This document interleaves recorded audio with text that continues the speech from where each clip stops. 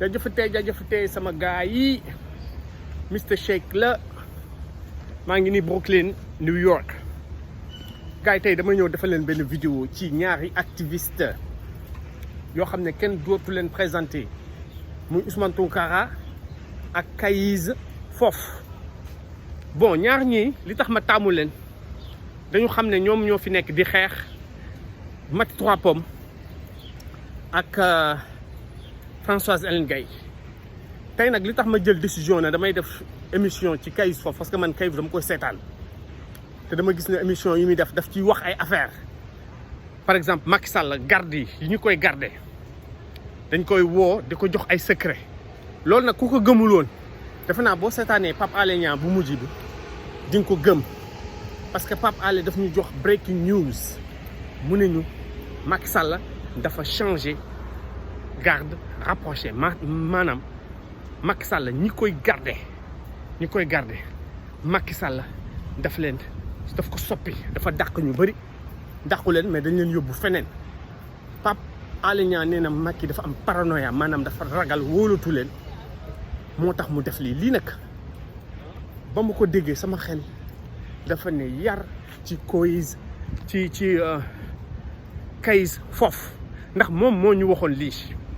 waaw moom moo ñu waxoon breaking news bi scoop bi c'est Kayz Fof qui nous a annoncé en premier que Macky Sall n'avait plus la confiance de sa garde rapprochée. En tout cas, il y avait une grogne, il y avait une colère de ces gardes-là, de Macky Sall, parce qu'ils vivaient des moments difficiles avec des salaires de misère, pour ne citer que ce problème-là. Donc, Kayz Fof moo ñu waxoon ne Macky Sall ñi koy garder sax dañ koy woo wala ay militaires dañ koy woo kon tey ku gëmuloon Kayz di nga ko gëm. Ousmane Tounkara aussi dama ko seetaan démb am benn nit bu woote joxe fa breaking news joxe fa benn nouvelle boo xam ne lii tamit dafay wane ne Ousmane Tounkara ñu jege Macky Sall ñoo koy woo ndax ndaw si waa ji benn jigéen la wax moo ko woo wax ko ay secret APR te waa jigéen boobu ci APR la bokk. nee na nouvelle bi mu ñu jox nag man daf maa neex parce que dafa ne Macky Sall bëggul def troisième mandat gars yi loolu breaking news la. waa ji woote démb ci Ousmane Tounkara loolu la wax nee na Macky Sall bëggul def Marème Faye Sall bëggul Macky Sall def troisième mandat dem rek la ñu bëgg ndax dëkk bi nu mu mel coow li xam naa nag mars ñoom seen bakkan ci xottu gerte lañ nekk. Marème Faye bu gisee li xew Haïti ñu gis première dame Haïti Martine Joseph la tudd mu gis jëkkëram ñu fekk ko seen biir kër daal di ko dóor ay bal mu dee. waaw président Haïti bi kii bi moom ñu dóor ko ay bal ñu sax dañ ne woon dee na Martine mais mu dem hôpital ñu indi ko fii New York pas New York ñu indi ko Miami ci États-Unis fii lañ koy faje. Marème Faye bëggul toog Sénégal troisième mandat Macky Sall bëggul troisième mandat. waa ji woo Tounkara dafa ne Macky Sall leen rek moo tax muy def li muy def waa APR ñoo ragal bu doon Macky Sall rek day dem xëy na nag loolu tax Pape Alé di ñu tegal chaque jour. Macky dafa ne woon Macky moom dafa ne bu dee man rek dañ ma séntu fépp ba mu des ci yëfu troisième mandat. Macky Sall loolu la wax. waa ji dëggal ko ne benn jigéen moo ko wax jigéen bu jege APR. léegi waa APR ñu tiit parce que ñoom nee nañu Macky Sall yow mën nga dem fu la neex yaa ngi ak sa bateau yaa ngi ak sa ay xaalis boo jeexalee mën nga dem mais ñun fan la ñu mën a dem waa APR. te ñun xam nañ ni mu waxee daal Sonko bu jëlee nguur bi wala bu keneen jël nguur bi ñoom dañ leen di topp. li tax nag man may def émission ci Tounkara di def émission ci Kayz di def émission ci Maty Trois Pommes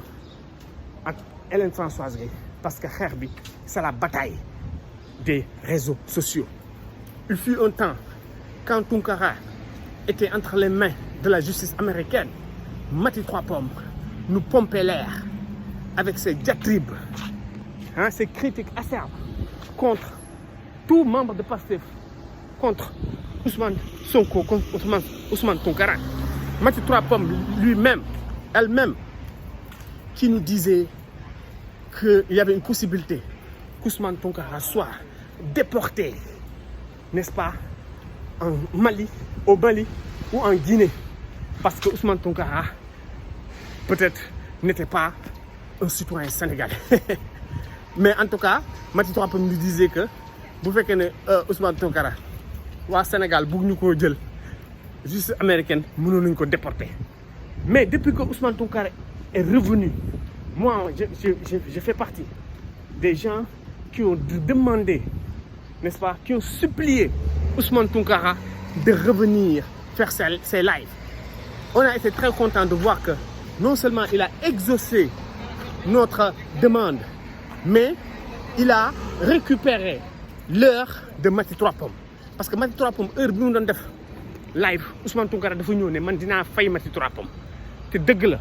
ndax Ousmane Tounkara ba mu ñëwee ba léegi Maty Trois Pommes defe naa ñaari live la fi def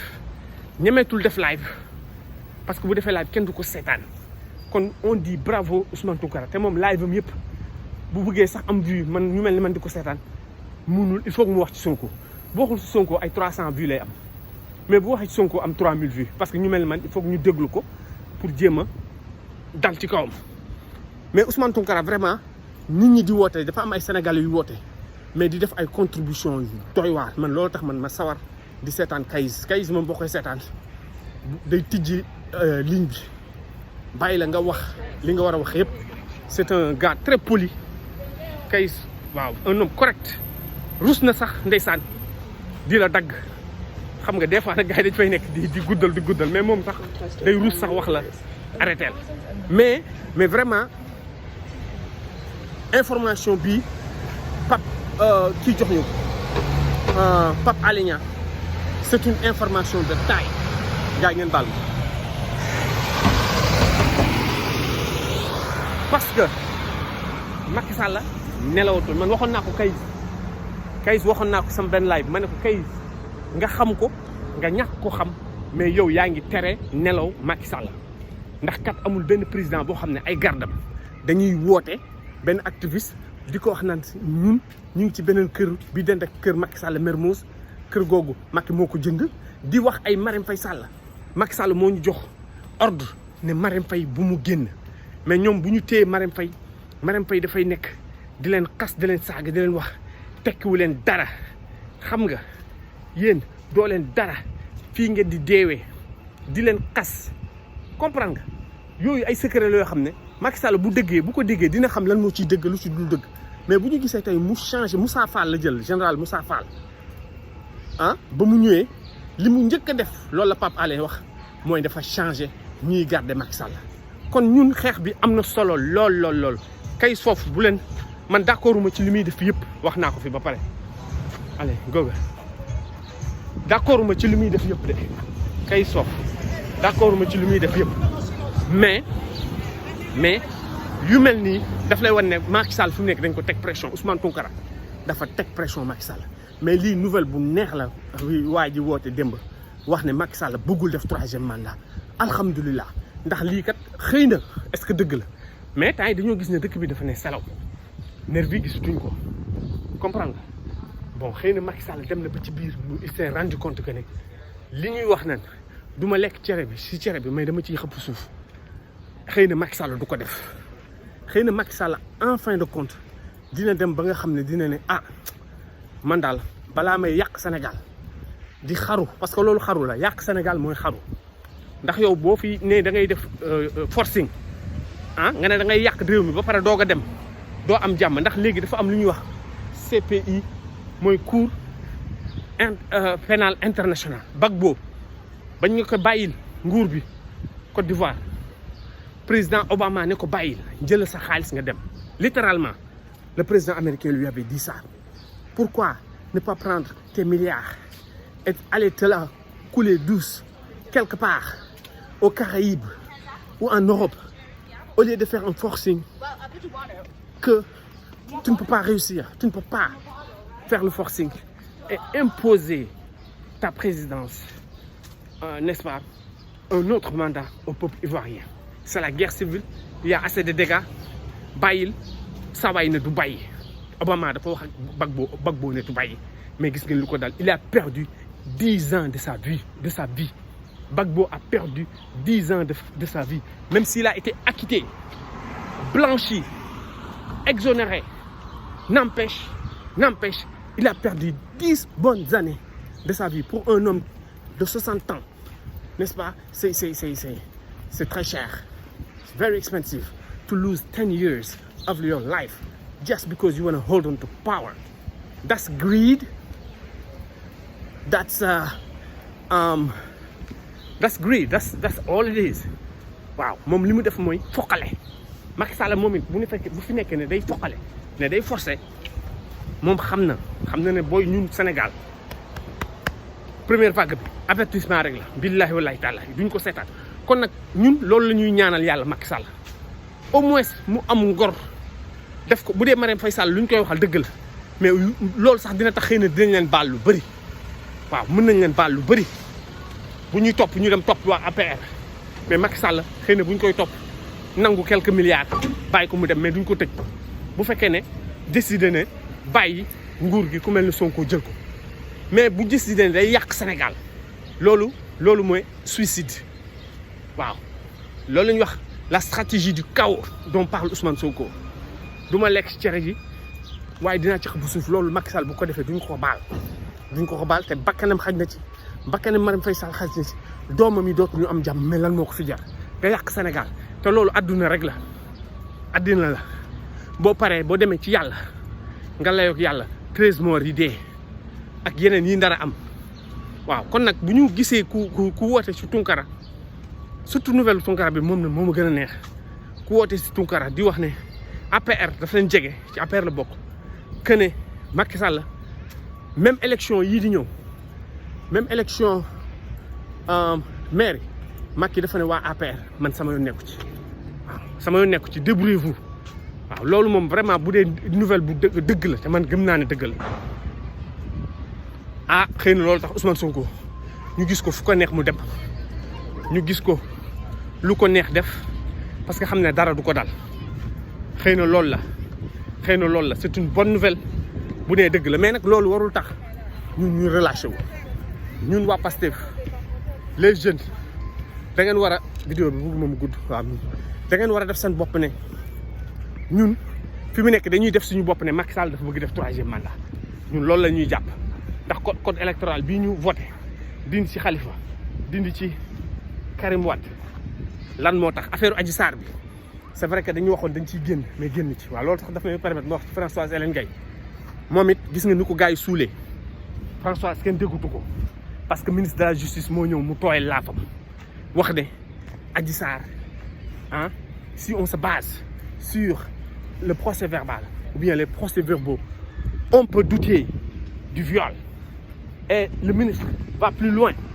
il dit que dans ce dossier-là le non-lieu peut être prononcé waaw kon ministre de la justice ba mu waxee ba léegi ne Adji Sarr mën na am ñu bàyyi Sonko Hélène Françoise dafa noppi dañ ko peeral waaw léegi aussi